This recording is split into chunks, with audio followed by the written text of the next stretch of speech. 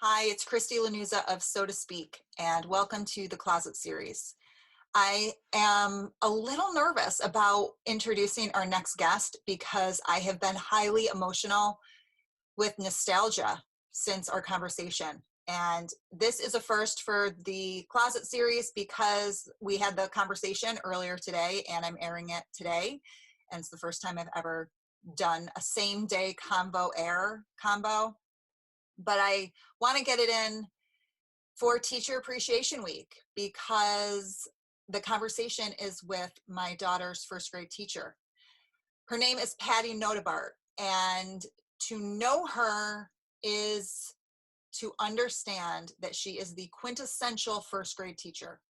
She is that teacher that you think of like when you were a kid and their room was like a cocoon of like just safety and love and play and magic and laughter and oh man, just so grateful for her.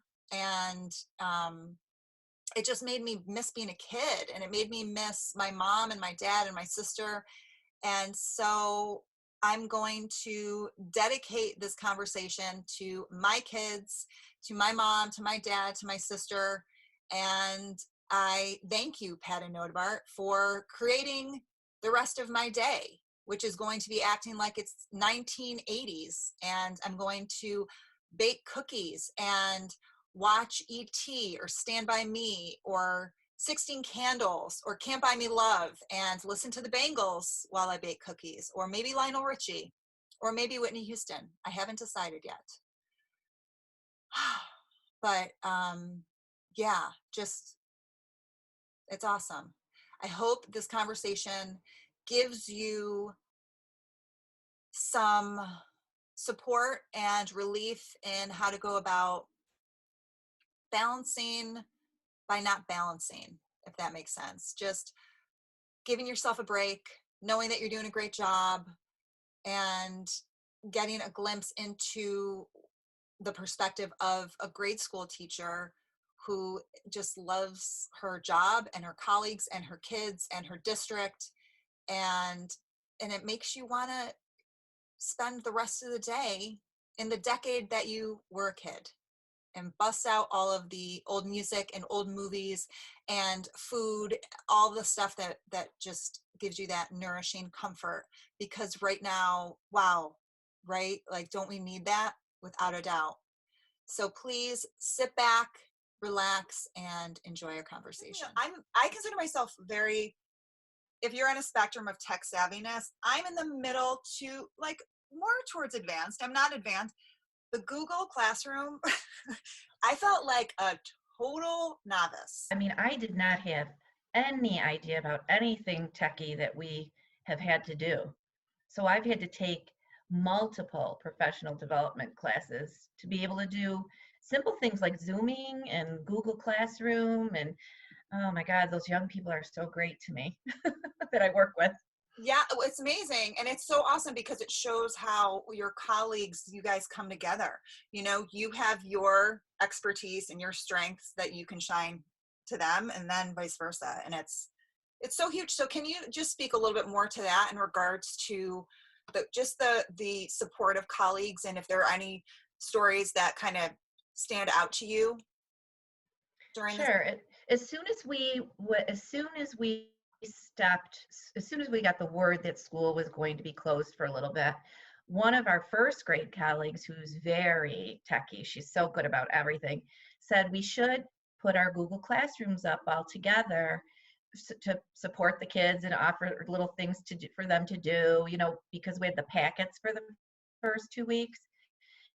So she was great about doing it, setting anything that we wanted on. She said, do you want this on? Do you want that on? So she really was so good to us and talked us through it. And then once we found out it was going to be extended, school closure was going to be extended, the district said, okay, we've got to give support to the teachers for professional development. And then all these coaches, all of our colleagues who just came out of the woodwork, coached us through it. So we could sign up for any professional development that we needed. And anything that they weren't offering that we thought maybe we needed, just all we had to do was say the word and they did offer it. And I'm the kind of person who has to learn it 2, 3, 4 times. So I was like going back to these coaches and saying, what do you think about this? Can you talk me through this? And they would just send back little videos or all those little Loom videos that they do. And I'm telling you, people were reaching out, people that I never even met in our district were holding classes, and they would be on for an hour or an hour and a half if you needed it, and then giving their personal phone numbers and everything just to get us through it. So that was a big plus for us with all those coaches. It can be very overwhelming, I would believe, for teachers with like the whole, okay, it's great to have these options, but oh my gosh, there's so many options of professional development. Can you just speak to any words of wisdom that you have for teachers who may be feeling totally information overload at this point, like how to navigate that? Yeah, I think that I know I went through it this past week, and I literally had to turn my phone off, Christy, because the emails or the texts that were going back and forth, we're all in these group texts. Well, I was like, I gotta just debrief. I gotta turn my phone off and sit down and say, tonight I can't deal with it. I'll deal with it in the morning. And I think sometimes that's the only way you can do it. You have to say, give yourself that evening, even an hour if you can, just say, I can't do it, and be good with that. I mean, I was speaking to a colleague yesterday and I said, I really don't think I worked this hard even when I was teaching school, going to school for my master's and raising my children, because everything is so new to me and the technology piece. I mean, it's not normal for me to be talking to my kids on the screen. I just want to be face to face with them. And so those are the very difficult parts for me, was the technology piece. And the best way I could the best advice I could give is to take some time to get away from it and give yourself a break, go out for a walk or whatever. But that's the only way I'm dealing with it. By one night, I turned it off and I said, okay, now I feel better. And then reach out to your colleagues too and talk to them about it, because I feel like you're not the only one. We're all in it together. And I even reached out to a few of my parents, because when I first started Zoom, remember how nervous I was when I was talking to you? I said, oh my gosh, I got to practice it. So I reached out to one of the kids' moms and I said, will you practice with me? And she was like, no problem. So So it's being so not too proud to ask for help. I mean, you I think we're definitely all have to ask. learning that, right? Yeah. Like we have a tendency to, it definitely is more female than male, I believe. Maybe not, but I just know that I hear more often that women are doing it all, and we have this pressure that is somewhat idolized of, oh my gosh, a woman who does it all is this someone to look up to, and it's so not the case. I No, think the vast majority of times when we're feeling like we're doing it all, we're about to crack.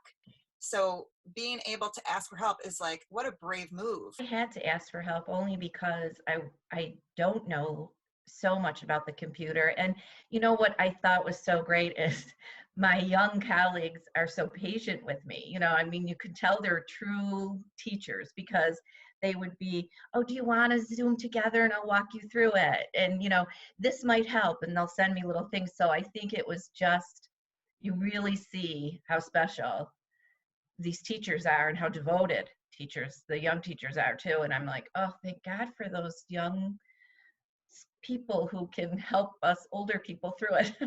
They may have more knowledge in regards to the tech, but you have, I can only speak to you really, because you're the only teacher that I speak to because of Veronica, and you've just been so, like you said, devoted, and I'm like, that is the perfect word.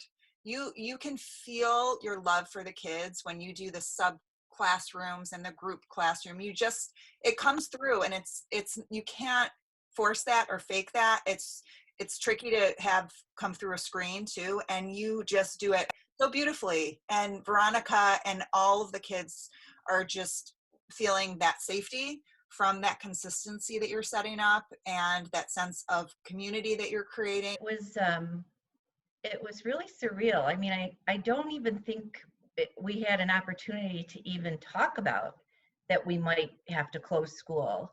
You know, I don't even, it all of a sudden was there in 2 days. We had all these cases, and then people were like, you know, school might have to close. So, but it just was so far away from my mind. And then when I came home that day from school and I heard that we were closed, I thought, oh my gosh, I didn't get to talk to the kids about it. You know, that was a big thing for me. I wanted to be able to talk to them about it. And I really did think we were going to go back within that week. I thought, oh, we'll go back after a couple of weeks. But as I saw it going forward and then going into school when it was empty, it was heartbreaking. I mean, I walk into that. I still do some days when I have to go pick things up, and you walk in and there's snow pants and their little personal things are hanging on the hooks, and then you go into the classroom and it's empty and all their little special little items are in their baskets. It's heartbreaking. It's just, I don't know anyone that wouldn't have wanted to go back immediately, you know, other than the health concerns, obviously. But I I said to someone recently, I think I would teach year round, even in the heat, if I could just go back and be with the kids, because now, especially with not having going back at all, there is no sense of closure. You know, we're so used to doing fun things at the end of the school year. And I keep telling the kids that's why we worked hard all year so we could do these fun things. And that piece is sad too, because they work so hard, and you know, we can relax and enjoy it a little bit and have fun at school in the towards the end of school. But I think that that closure was just, it was too much. And it's sad to think that even when we go back in the fall, it's going to be different. You know, the kids aren't going to be able to, I'm sure, I don't know, I'm just saying this, but they're so used to hugging and, you know, being right in each other's faces. I don't think they're going to be able to do that right away in the fall. And it's really not normal for little ones. It isn't normal. And thank you for being so honest. And I'm thinking too about going in. My son is going to be going to kindergarten. So it's already such a transition for kids who are going into kindergarten. And on top of that, having this abnormal on top of the abnormal I is, know. we just don't know. And I really feel like I definitely have a tendency to get anxious. And I feel like there's been something that has really, you know, you hear things all the time and then you actually listen when you need it the most. And just how the unknown offers you the opportunity to look at it with uncertainty and anxiety, or as a possibility and as an opportunity. And it took me at first, I mean, when I first was hearing that during all of this, even as a coach, I just wasn't there at all. I couldn't Yeah. find the opportunity in it. I was overwhelmed by the mass amount of traumas that were happening on small and large scales. And now I'm really checking in and realizing that there really are opportunities here. And we just need to be able to do like what you do, which is shut off the outside so that we can go in, because that's where we find them. Yeah, you know, I was thinking about that the other day when I was walking about opportunities, and I thought, you know, the one thing that I do see in my neighborhood now, it's a lot of young families have moved in, and you know, it's families that I've never seen because the kids are in organized sports and they're going, and you know, mom and dad are working, but now you see they're outside, they're playing, you know, the parents are out there playing with them, they're taking walks around the neighborhood. A lot of kids have gotten, you know, puppies and all this stuff. But those were the small things that I said, look at that. It just looks like so much fun for those families to have that downtime a little bit. And I know it's stressful because they're worried about jobs and their child's education, but families seem to actually, you know, enjoy the time they were spending together instead of rushing and saying, hurry up, we got to go to soccer practice, we got to go to dance, we got to go to, you know, wherever. And I think that was the one piece of opportunity that I saw in your article, had so many little pieces in there too. I loved that you said. I like the one about walking into the living room and seeing the mess or something and then walking back out. And Yeah. And it's those little mini moments of freedom. Like, no, Yeah. I'm not cleaning. Like, you almost have a relationship with inanimate objects. Like, no, I'm not cleaning you up right now. And you Yeah. move on. I And got better things to do. yeah, I've better things to do, like sleep. You Yeah. know, I know sleeping, like we've been doing sleepovers in my bed. The kids and it's one of our most precious moments of the whole entire day. We all pick books, and a lot of them are Mo Willems, and Veronica and I will switch off between Piggy and Gerald, who's doing what, and she gets all characterish and hilarious. And it's those are so much more precious. Like, I do think that the majority of parents love bedtime. They love Yeah. it's just like you're in almost like a bubble with your kid. It's just beautiful, even more so now. Yeah, I think so too, because you don't feel that pressure of, oh my God, I got to get to sleep because I've got to do 10,000 other things before the kids get up in the morning. And I feel like that piece has really been one of the nice times, the one of the good things that's coming out of this. And I know being in touch with families and friends has been a lot different too, because you make that effort more to do a Zoom meeting with your family if they're far away, or I mean, I talk to my girls every day through text or something like that, but we set up a regular Zoom meeting and have coffee every Wednesday, or in the afternoon or whatever. And it's just fun to see their faces at this time. I'm like, oh my gosh, thank goodness they're healthy and I can see them. And so I Yeah, think it's important to do those little things. the little things are what add up. Like, if we are consistently paying attention to those, that's the energy that we're giving out. And so we're rooting ourselves in that appreciation and that joy and that gratitude. And then we start looking at the world through that space Hmm. versus through the space of worry and confusion. Then we're looking at the world through that space, and everything's worry and confusion. So I love that you're creating that as a practice. It's so important. I have a few friends who are teachers and are parents with young kids in the house, and like, it gets me very emotional, because they're working really hard and they're totally overwhelmed. And just any insight that you can give them. I honestly don't know how they do it. I mean, I'm working with all young teachers that have families, and I'm listening to them. They have their kids on computers next to them while we're doing a Zoom meeting trying to get some content things together. And plus they still have the worries of, are my kids going to be healthy? I've got to go grocery shopping. I've got to do all that. So I honestly don't know how young parents are doing it. Um, they're just they're unbelievable in keeping their heads above water. And I watch my parents who are doing all this work with their children. I'm so impressed by how hard everyone's working and the effort that everyone's putting into it. It's a partnership. We just have to all be there for each other and help out and do what we can to support each other. And I think just take that deep breath and say, it's all going to get done. It's not, who cares if something goes undone for a couple days, a couple weeks? We got a lot of time to get it completed eventually. But I really admire young parents these days. It's a juggling act, and they're really doing it well. So I really don't know how teachers are teaching their own children and their students and taking time for themselves. They really have to do it. It's important. And I'm sure they don't, because they still have to make dinner and grocery shop and do whatever it is that they do. But someone did tell me, who's a runner, said, I'm doing an awful lot of running. That much I know.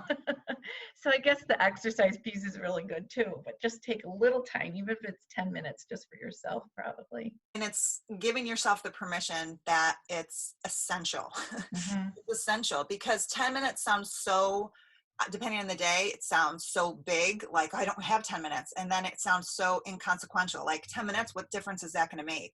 And it makes such a difference. I know, it really Even if does. you did jumping jacks and like Yeah, 10 push-ups or 5, like whatever, just getting the blood moving, get you back in your body, out of your head. You feel stronger, you feel more energized. Watching YouTube videos are I really know. funny, like just something to release it, so that you can turn your brain off a little bit, because yeah, you can drive yourself nuts. I'm running a business. I'm working from home. I have a pre-K and first grader. I feel like I have it made, to be honest, because I don't have two kids who are in, not saying that Luke's education isn't as important. Of course it is, but the pressure isn't as strong. Right. Like I can't imagine teaching children and then having to homeschool your children. It boggles my mind. So I just want to give an extra shout out to those teachers who are doing that, because um, just, it's one of the most admirable Oh, and and obligatory. It's an obligation too, but it's an obligation that is not going unseen at all. Like I there's know. just so much appreciation for that. And they're zooming for many things too, not just school things. Like there's zooms, like I know some of the kids are doing taekwondo, they're zooming with that. They're doing music lessons, they're zooming with that. So they're not just juggling Google Classroom for Yep. school, but they're juggling it all their outside activities too. Absolutely. Veronica's doing taekwondo, and that took her, so that now she's in a groove, but that was a huge, I didn't know what to expect. I was going in this whole thing with like everything new, like, well, let's just see what happens. Like Right. I had no idea. And it took her a while to adjust to it. Yeah. She was very, very overwhelmed by it. And, Yeah. and then they're doing a phenomenal job. The company that she works through, they really are. And all of a sudden she just shifted and was like in it. So it takes time, and Yeah. it's just important to give yourself that break. Like Yeah. I keep practicing when I preach in regards to like just talking to myself the way I would talk to my friend. I know. Because I consciously, I'll set timers. I mean, I have to catch myself, because you can get really hard on yourself, and not even hard on yourself. You can just push yourself so much. And it's like, if I was hung up on a certain thing, and my friend was hung up on the same thing, I would just be so much gentler with her about it. Yes. You're You right. know? And then one of the other things too that I've been doing is just paying attention to, am I the adult that I would hope that Veronica and Luke are? And they may not, but just working from Oh, that place, yeah. it's like, it's a cool space to be in. Yeah. It's a cool space to be in, for sure. Well, I mean, I know Veronica. I don't know Luke that well, but Veronica totally is so. She's so compassionate for such a young age. That's a gift. You know, she sees the good in everything. She's always smiling. She's always kind to her friends. You know, I watched her yesterday when she was really looking at what everyone's facial expressions were, and I was like, oh my God, it's just, I miss seeing that daily, let me tell you. Their interactions daily. That's one thing that's really difficult to see, and to hear all of cute things they say to each other, and that's tough. Yeah, the way that kids talk to each other, how much you can learn from just eavesdropping, in a sweet way, not in like a Right. private way, but um, just listening and pausing. And that's one thing too. I realized that through this, I realized like Luke and Veronica are 2 years apart. I'm sure there are other parents out there who have 3, 4 kids, or two kids, and they're just a few years apart. And they had a good relationship before this, for sure. But I am absolutely sure they're coming out of this even tighter than ever. They're their only playmates. Right. And so when they fight, I look at them and I'm like, you fight like you have no playmate today. Like, Right. figure it out, because you don't have a playmate. And so they're kind of like, oh, right. And and it's created space for me to not jump in to like fix if someone's crying or something. Just giving my that sense of observation and just listening, and just kind of checking in from a distance, like the other room, they work it out. Yeah. Yeah. Without you getting involved, they know how to do it. They really know how to figure it out. It might be that they have to take some time away from each other, or they might have to do a little shouting, but they do work it out. I do think kids are going to be much more resilient in the future, going forward. Like, I think it was Tom Hanks did some commencement speech on Zoom, of course, and he said, it's going to be like you'll always remember before COVID. He kept telling the graduates, before COVID, it was like this. And I think that I go, wow, these kids are going to be resilient because of COVID, I think.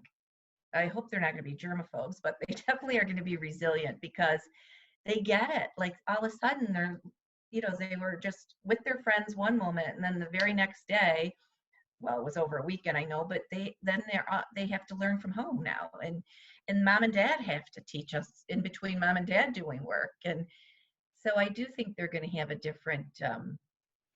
I think they'll approach school differently in the future too. I think they're going to be a lot more independent even than we give them credit for, because I think this time of year, especially after January, February in school, the kids really start to show their independence and they just take off. And it's just such a neat experience to be a part of. And really a lot of them were just taking off right in that March date. And I was like, oh my God, this is going so great.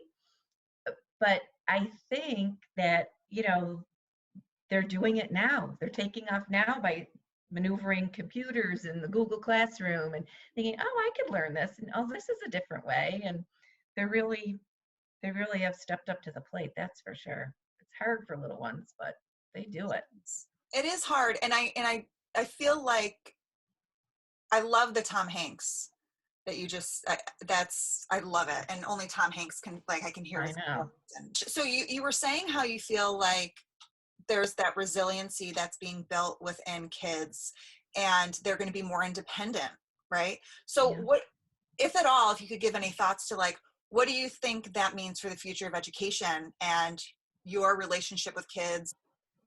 Gee, I think it's going to be, I think the kids will, oh, I don't know. I'm trying to think. The resilient piece to me is important. Well, I mean, the kids, I'm thinking of my little ones now going to second grade.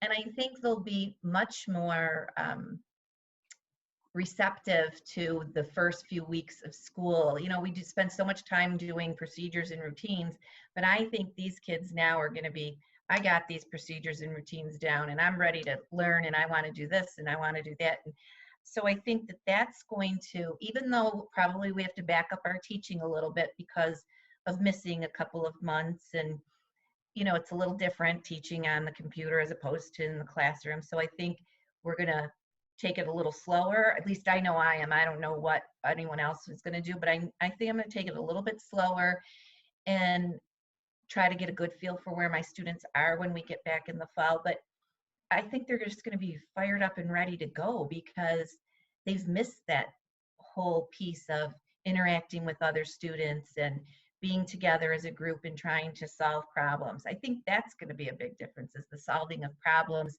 is going to come earlier. Like the explosion usually comes January, February, March. I think we're going to see it. I hope that we'll see it a little bit earlier. I know we'll see growth in the maturity piece, maybe not so much in the academic piece, but I think in the maturity piece, we're going to definitely see more growth because they've had to deal with this, pandemic, which is not something that, is very normal for anyone to deal with. And, you think back in our life, I think back when I was growing up, I can't remember anything like this that was this bad, for us, for every family to be affected by it. So I do think the maturity piece will be a lot different when they all go back in the fall, and when we can get together. And I know I keep saying I think I'm going to teach differently when I go back in the fall because I've always had great parents, and we teach as partners. I look at my parents as partners, and that whole "it takes a village," because it really does take a village. But I think I'm going to take more time to really enjoy more of their learning instead of saying, oh my gosh, I have to hurry up and get this done by Friday. I think I'm going to take some more time to let them explore a little bit more and see how they digest the learning, as opposed to me saying, okay, wait, come back in small groups so I can work fast with you and do this. I know I'm gonna teach differently in the fall. I mean, you just have to back it up a little bit and say, okay, and appreciate those little ones for what they've gone through. Oh my God. So 100%. And there were two things that you said. So one is what an opportunity. So again, to go with the possibilities, the opportunities, what an opportunity for you as an educator there's something it sounds like that could be exciting about like that shift of making it even more student centered than it already is in your classroom, but in this different scope. So opportunity for that. And then like talk about learning life skills I on know. demand, and then they're going back into the classroom and they're able to apply those. And you're such a respectful teacher. Like, so you're teaching first grade and you have such respect for them. Like you don't look at them like, oh, I'm Mrs. Notebaert and you're 6 years old or 7 years old. You're so respectful to them. Like the way you talk to them. Yeah, well, they make it easy, I mean, also, I don't have kids that age at home too. So I look at these kids as my own little kids. And I've always said, I was lucky enough to stay home with my kids and I didn't work when they were in school. And I mean, I really went back to teaching after my kids were grown. So for me, it's new still, and I love it. And I love to see the excitement and the enjoyment of the kids. I enjoy the interaction with my colleagues. I love to see these, young people teach old people new things. But the kids make it easy. They're just, I have always wanted to teach them as if they were my own children. And I always believe that you have to start school off together as a sense of community. So you probably know, but we spend a good solid 8 weeks in my classroom in the beginning of the school to really make sure that they know we're a family and we have to be together and be there for each other. And I think it pays off because, then there is the mutual respect between the teacher and the students. And, I just enjoy every minute of being with them, really. There's times, yeah, that sometimes I go, oh my gosh, what's going on in here? But, they make it easy because that whole sense of wonder is always there. And, they have those beautiful smiles. It's hard not to, give them whatever you can give them to help them succeed. And you do that. And that's, you notice that and you don't run past that. And so that's such a huge part in why you're so great with that age group. Like you appreciate them. And by establishing like what you were saying, the way you set up the classroom for the first 2 months, it's just trust. I don't want to say just, you're establishing trust. And at that age, the kids may not be able to understand what that means, but they feel it. And so of course they're going to be learning better because they're feeling safe. It's fun for someone my age, actually, because they keep me young and I enjoy them. And you were sharing, I heard you sharing your knock knock jokes the other day. You have one that you want to share with us that's like your top knock knock joke, or your top joke, I should say. I don't have any top knock jokes. I'm always like looking them up, or I love the one that the two girls actually taught me this in our class. The one about knock knock. Oh gosh, do I even know? I don't probably can't even remember it. Let me see. I think I might have put it down, but they actually taught it to me. And when I told them, they go, "We taught you that." I go, "I know. I had to put it in the knock knock jokes." It was like something about, oh yeah, knock knock, who's there? Spell who? WHO. And they're like, they came to me and told me that. And when I told them the other day in the Zoom classroom, they were like, "We taught you that." I go, "I know. I had to put it in there." That's great. They're cute. It's the best. And they're like the popsicle stick jokes. Yeah. Oh You my gosh, know, I know. it's like it just brings it. Sometimes you need that basic humor just to kind of bring everything down, because kids are, especially the age group you're with, like what a godsend in regards to helping just create that space of humor and that space, like they just naturally do it. So the world could be in this state that it's in, and they just bring that presence and that wonder, like you said, and just that innate sense of joy and curiosity into your life. And it's like they're like powerhouses for us right now. I know. They really are. They really are. Was talking to one of the kids in our class and I said, "Oh, I miss you." And she said to me, I miss you too, but don't worry, you'll be okay. It was just so cute. I go, she's consoling me. It was just Oh, adorable. well, that reminds me, the other day, Veronica, I was cooking something and I was frustrated with something and I just like grunted or something like that. And Veronica looked and goes, Mom, I think you need to take a couple of deep breaths because I think you're putting too many commands on yourself. I was like, what? Wait a second. Spoken just like her mother. I think you're right. I was like, I think you're right. Uh-huh. So they just create that, which is really awesome. And it reminds me of everything you were saying. A good friend of mine, and this has been going around, so maybe people have seen it, but it was just this beautiful ode to kids right now. Just, we're giving so much credit to all, as we absolutely should, teachers and frontliners and essential workers and non-essential workers, like all the adults, and the kids are unaware and not even asking for appreciation. And there's a tendency to overlook the fact that we pulled them with good intention out of school. They have no social network other than online. Some kids don't have any, siblings at home, so they're only children or worse. But I don't want to get into that. But yeah, there's a whole spectrum of that, and it's giving the kids just like pausing for a second and saying, like you said before, the resiliency and just that transition. I don't have any friends who have said that their kids have really had a horrible time with this. And there may be situations like that, but I do think it takes a moment to kind of pause and be like, whoa, our kids are transitioning. They're so resilient and they're making the best of it. And they don't know any better. They No. do because they know what they missed, but they also, they're still, maybe not knowing any better isn't the right phrasing, but just to give them that credit. I know. They're amazing because the other day I was walking my dog around the neighborhood, and this one little girl came up to me and she said, "Oh, can I pet your dog?" And I said, "Oh," I go, "Well, right now we have to be careful. I don't want, any harm to come to you at this time." And she goes, "Oh, I forgot about COVID for a minute."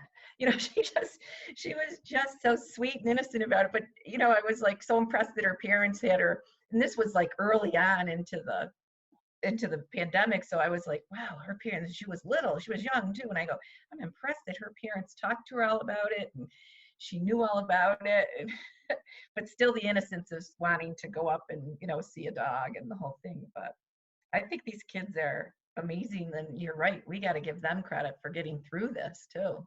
I'm grateful every day that we've stayed healthy. I'm grateful to, my colleagues for helping me get through this. And I know that's a crazy term, just be grateful, but you really do have to have that gratitude towards, we did have this little bit of time together, and I'm going to celebrate whatever little successes I could find. And when all else fails, just get in bed and read a book with your kids, because that's the best part.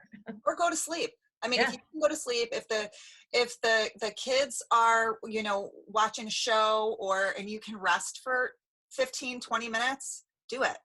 yeah, Do it. I absolutely am taking naps in the middle of the day for 15 yeah, to 20 minutes without any, and sometimes my body it's not an option. Like I have to, or else I'll be burning. I'll be just burning out. yeah, And that's a luxury. And I it feel is. incredibly privileged to be able to do that, but I don't feel guilty. I feel so grateful about that. And so, like you had said about we hear gratitude all the time, I absolutely am of the thought of when we hear a word constantly, it dilutes the meaning of it. Right, So just, this sounds so ridiculous, but like go to thesaurus.com, put in gratitude, find a different word that's right. fresh to you, that's novel to you. Maybe it's appreciation, maybe it's joy, maybe it's satisfaction, so that you can get in that, because it all will lead to gratitude. It'll Yeah, all lead to gratitude. Talked about watching the news and sometimes shutting it off or not watching the news, and realizing, being self-aware enough to know, like, I'm done. I don't need this right now. I will be informed, but I don't need this right now. And one practice that I've been doing is I know my system gets very sensitive with yeah. watching the news. So I'll read it instead of watching it. Hmm. And it's much calmer. I feel much more in control of the speed that I'm taking it in. I don't watch it in the morning. I don't watch it when I go to bed. I don't watch it every day. And when I do or I should say take it in every day. But when I do, it's usually in the middle of the day. It's like Right. lunchtime or 1 o'clock or 2 o'clock, because I know my thought process will go full ahead with it. So I'm very conscious of that. Do you have any tips in regards to creating those boundaries of news that you practice yourself or you've heard other people practice? I in the beginning of this whole pandemic, I was like, glued to the TV on the news, trying to figure out what's going on and the whole thing. And then it really did get too much. And I was like, okay, I'm done. I got to tune out. I got to, get outside. I got to take a deep breath, whatever. So, but no, I really do just turn it off. I don't, I like your idea of reading it, at a time of day where you can control it too. You don't have to even have the TV going in the background. But no, I just turn it off, and or I'll watch something silly, like today I was like, said, oh, I'm going to watch Antique Roadshow because I don't want to listen to the news. It's so bad. So I just, I think it's better to, if you can't digest it, turn it off. Don't even deal with it. And when at a time when you can, then that's fine. But And it's balance been it. bad news a lot. So Yeah. So it's also like, I'm hearing balance it, Antique Roadshow might be your thing. Or what came to mind for me is have you been watching John Krasinski's Some Good News oh, I know. from The Office? Like it's hilarious. So it's uplifting and it's so heartfelt, and Right. it shows you true stories that are happening in the world, because we all know that no matter if this is not politics, this is just reality of news. If it bleeds, it leads. So Yep. they're not going to put the most joyous and rah news in the headlines. Right. That's not their job. So make it your job to seek out valid and informed news that does offer that. Right. And I think John Krasinski's just nailing it. I think Yeah, he's doing such a great oh, job. he's such a love. I love all the virtual concerts that are out there. Those are beautiful. And, I know that the James Fenimore Cooper has all these virtual things that I like to look at. And someone was just telling me the Botanical Gardens has virtual tours to go on. So those kind of things are so nice if you're going to go on the computer or do something like that. But those are a good way to relax, I think. I didn't even know about the Botanical Gardens. That just got me super excited. And just Yeah. the thought of taking 10 minutes to go through a virtual Botanical Gardens. Is it the Bronx or Brooklyn or all I over? think it's Brooklyn. I think it's Brooklyn's. Oh, that just sounds it just sounds so peaceful. It I sounds know. magical and peaceful, and you can do it with your kids, Yeah. which is so fun. That's awesome. That's awesome. Okay. Or Veronica's cooking show. That's a good piece too. Veronica has been loving herself a cooking show. So she has been loving, and I'm going to put this shout out because it's so kid friendly and she's hilarious. So the chef Allison Roman she's a New York Times. She used to be with Bon Appetit. Now she's in New York Times. I think she's still with New York Times. Her videos on YouTube are hilarious. Oh my gosh. Veronica can't get enough of it. Like Yeah. and that's igniting her. I mean, we've been cooking so much. She just has been loving Allison Roman. I know I got an email from the James Fenimore Cooper that the Farmers Museum is going to do some virtual things for the kids. So that would be fun too to see. I'm going to ask this to Patti, and if you're out there and you're a parent who's dealing with the same thing, hopefully this helps you. So my daughter is in Patti's class, as you know, and she is loving reading. She is loving math. Writing, she is not. We have such resistance for her to write. And it is like, it would be so easy. Like I'm fighting my hands just typing it in and not having her write. But I'm like, then she's going to be in second grade and she's not going to know how to write as well because her writing skills are backing up a little bit. So can you just help me? What's some advice that you'd give with specifically with writing, or maybe it's beyond that, but with writing for sure? I think writing is so hard for the kids because it's such a, format that we say, oh, you have to have a topic sentence and then 2 details and then a closing. But I always suggest using a journal.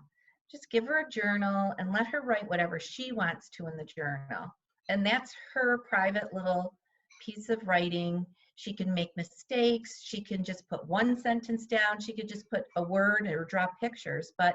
And then sometimes too, she could write something to you in the journal, and then you can answer her back in the journal and, model that writing in a way. But I just think we don't want them to dislike writing right out of the chute. So that's why I always say, oh, just back it up and let them have a journal. And if they think that that's their private little thing, and they could write anything. She could write recipes in there. She would be perfect candidate for that. But I think that's one way. And don't worry too much about the formal writing right now. It's on the computer. I mean, they're getting it. They really are getting it. The pieces that I just got for this last writing are amazing. The kids are doing a great job. So I wouldn't put too much pressure on them with that piece. If they got the reading down, great. The writing comes naturally. So I would suggest just a journal or a diary, whatever you want to call it for them. Yeah, that's a great idea. I didn't even think about, because right when you said journal, I was like, Veronica's going to doodle. Oh, And which is great. But then the fact that you just were like, oh, she can doodle or she can write. I was like, yeah, that it's also just the motion, yeah, just getting used to that motion and having the freedom to right, make it her own. I love the idea. I love the recipes, like to take right. something that they love to do, whether it's nature or cooking or a hobby, and then having them write about that or write that. Yeah. And even when she doodles, just have her just say, oh my gosh, can you label those beautiful pictures that you have? And then, right away she's got words down, and then she's going to say, oh, I might want to do more words. So, I mean, I just think when they know that it's their own, it's a lot different than when they know they have to hand it in and, that's going to get graded, or, oh, I got to have my topic scented. So that's why I like the journaling piece. Yeah, that's huge. Thank you so much for that. That's huge. Yeah, like when we were trying to write the other day, Veronica's mind just went, she's like, it's like, remember to capitalize the beginning sentence. She goes, Mom, it would be really awesome if I just switched it and I lowercase the beginning of every sentence and capitalize the rest of the word. We just had a great conversation. It was so funny. I was just, Yeah. oh, let's, and so it's coming to mind because I'm like, maybe I just have her write like that. Like she Yeah. makes up her own language, or what kid doesn't love to make up their own language and their own Yeah. code, and how fun for them to be able Yeah. to do that. Yeah, I kind of would let them do it. I mean, let them do what they want to do with that writing piece, because you just don't, you want them to enjoy writing and not make it like, oh, and they do. And it's hard, I mean, it's tiresome too. It requires muscle skills, and And so it brain does, power. yeah, I Like, know. so, and especially per kid, every kid's different, Yeah. so those are such great tips, so thank you so much for that. I did just catch my pin, and I want to just give a shout out to Mrs. Slatton, because she made Oh, this with Veronica in kindergarten, and Veronica gave it to me. I think it was for Mother's Day, so I love it. I love it. It's just so her. I It's so, know. I know. I love it. So Mrs. Slatton, we love you too. I'm thinking too of all of you teachers when you first go back to school and see like what an emotional reunion for all of you. Oh, I know. Have you I seen know. any teachers at all, even from a distance, or? No, we've just been Zooming if we see each other, and that's pretty much it. We might do like our little grade level might get together, on Zoom, something like that. But no, we haven't seen anybody. And we need to go into close up our classrooms and everything. So I'm hoping in the next few weeks we can go in, maybe 3 or 4 at a time, and then you can kind of wave and see each other. But I think of all the things that's happened in the last few months for a lot of those teachers. Some had babies. We didn't, and you weren't able to, you see the baby from afar in a picture. Some had, a lot of different things going on in their lives. So graduations of their kids that they couldn't celebrate. There's so much. So I think it'll be very emotional when we do go back. I feel like there's going to be such an incredible, like, collective conscious boom of celebration once we can. We're going to Yeah. feel it on such a visceral level, like that. I just got the chills. That's pretty exciting. That's a great opportunity, Yeah. you know? Yeah. The appreciation just to be able to do that, be together. I think that'll be um, something that we all should remember, that, you know, we didn't have this for whatever it might be, 6 months, 4 months, whatever, but I think we will appreciate just all being together. That in itself will be, instead of like dragging yourself into work if you have a bad day, you just, I think we'll go in with a different little jump in your step.